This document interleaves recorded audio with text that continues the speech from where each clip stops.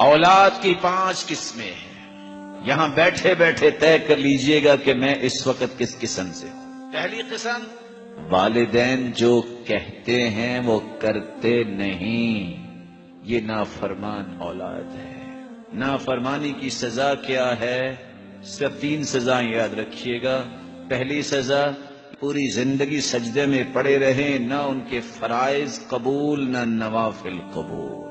دوسری سزا، اللہ کی نظر رحمت سے محروم، اللہ ان کو پاک بھی نہیں کرے گا.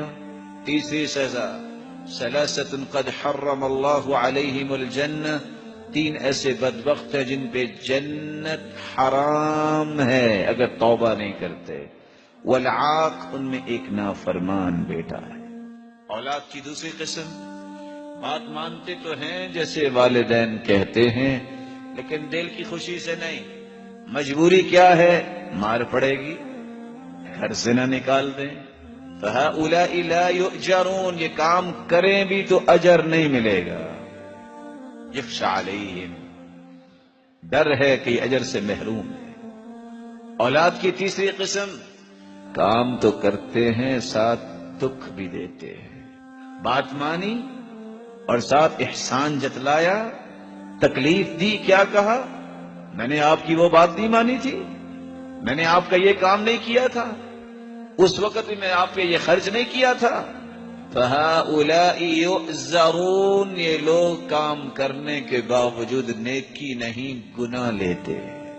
اولاد کی چوتھی قسم، جو والدین کہتے ہیں وہ کرتے تو ہیں، دل کی خوشی سے کہتے ہیں الحمدللہ مجھ سے اللہ نے اپنے والدین کا ایک حق تو پورا کروانے کی توفیق دے دی.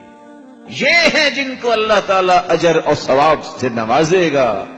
5ویں اولاد، الذین یفعلون ما یریدہ الوالدان، والدین کہتے نہیں، والدین کی خواہشات ہوتی ہیں نیکی کی، بلندی کی، رفعت کی.